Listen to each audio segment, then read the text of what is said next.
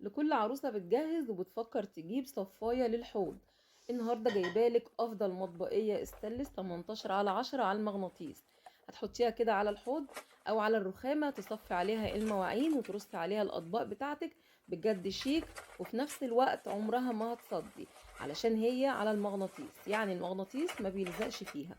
اللهم صل وسلم وبارك على سيدنا محمد وعلى آله وصحبه أجمعين. صلوا على النبي يا جماعة، وتعالوا بينا نبتدي الفيديو بتاعنا النهاردة جايبالك أفضل مطبقية موجودة في السوق، بجد وعن تجربة. أنا مجرباها وعندي بقالها 6 سنين.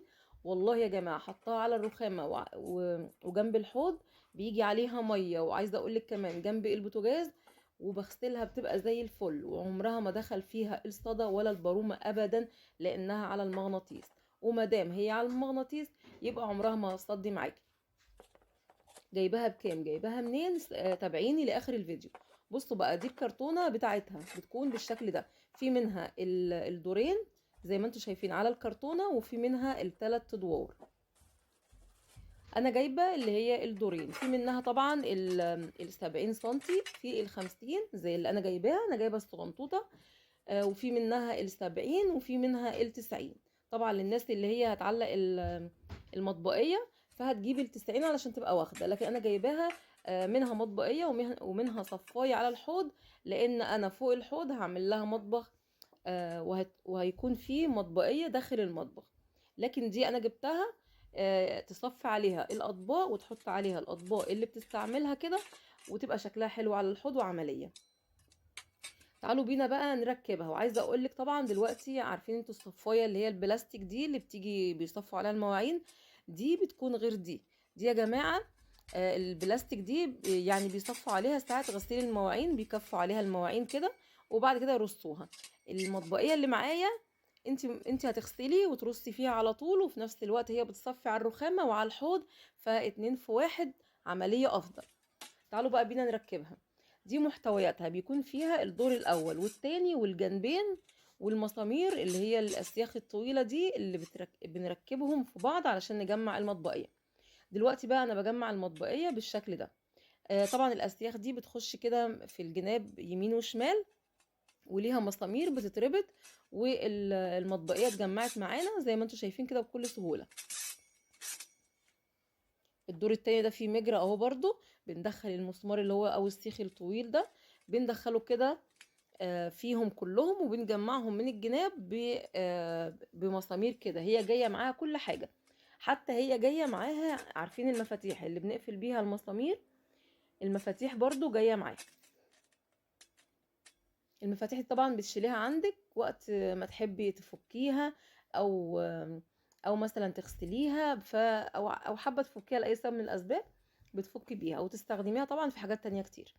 لكن هي المطبقيه ما بتتفكش. انا يعني انا عن نفسي عندي بقالها سنين انا ما بفكهاش ابدا. انا بغسلها وهي واقفه كده، لان هي سهله الغسيل.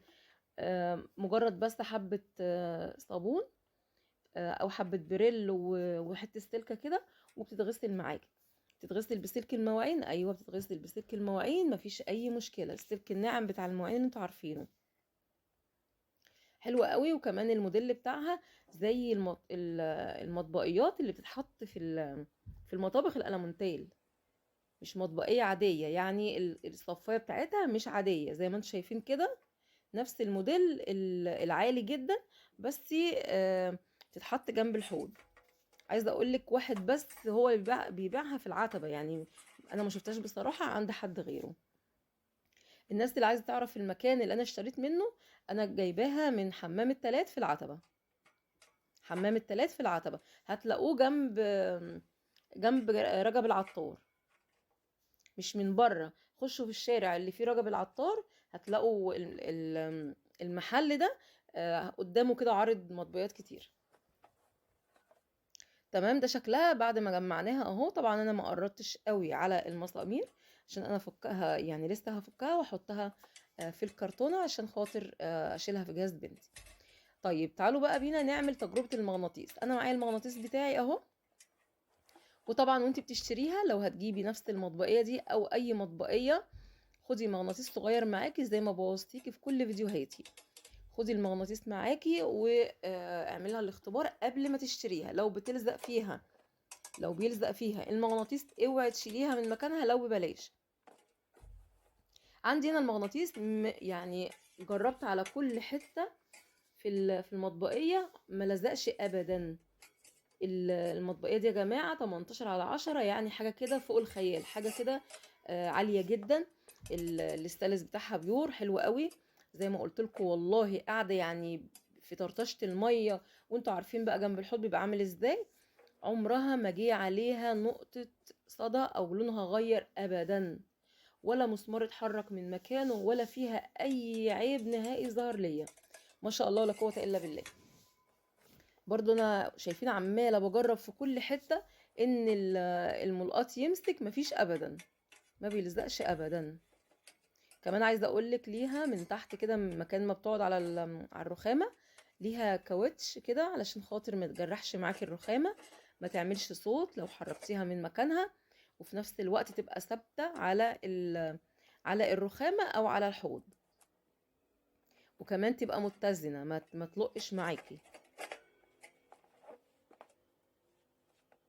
طبعا هي ليها اول دور، الدور الاول يعني الاولاني ده اول حاجه بيكون تحتيه درج علشان الميه، بحيث انت لو ما حطيتيهاش على الحوض وحطيتيها على الرخامه، يعني مش جنب الحوض قصدي، الميه يعني ما تنزلش من المطبقيه. هي ليها درج زي بقولك المطبقيات اللي بتتحط في المطابخ الألمونتية، بتشيل الدرج وبتصفي الميه بتاعتها، واول دور بتحطي عليه بقى البولات والاطباق الصغيره والسلطانيات بتاعت الشوربه والحاجات دي، والدور اللي هو التاني ده بتحطي عليها الاطباق.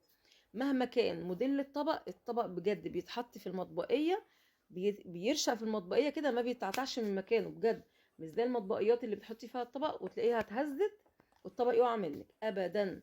هاتيها، وعن تجربة والله لو جبتيها هتدعيلي. كمان الدور الاول ده ممكن ما تحطيش السلطانيات بتاعت الشوربه، ممكن تحطي فيها كوبايات، يعني اول دور كوبايات، تاني دور الاطباق، وفيها الدرج اللي هتصفي فيها الميه، بحيث انت لو ما حطيتيهاش جنب الحوض وغيرتي مكانها. تمام. طبعا السعر بتاع المطبقيه دي، انا جايبه 50 سنتي اللي هي دورين، في منها ال50 سنتي هي دورين بس. تمام. لو انت عايزاها اكبر فهتجيبي ال70 سنتي بتكون 3 ادوار، او ال90 سنتي. تمام. ال50 سنتي اللي انا جايباها دي كنت جايباها ب700 جنيه. كنت جايباها امتى؟ من حوالي 5-6 شهور كده. طبعا هي سعرها يعني على قد جودتها، علشان دي مش من المطبقيات اللي بتصدي، او المطبقيه اللي تتخبط خبطه وتلاقيها راحت متنيه ومكسوره خالص. دي عامله زي الحله الاستانلس اللي تهبدي فيها بجد مش هيحصل لها اي حاجه. عايزه اقول لك كمان ان هي محطوطه عندي بين الحوض وبين البوتاجاز، يعني من هنا جاي لها ميه ومن الناحيه التانية جاي لها صهد، بجد جميله وتحفه، ما تنسوش اللايك.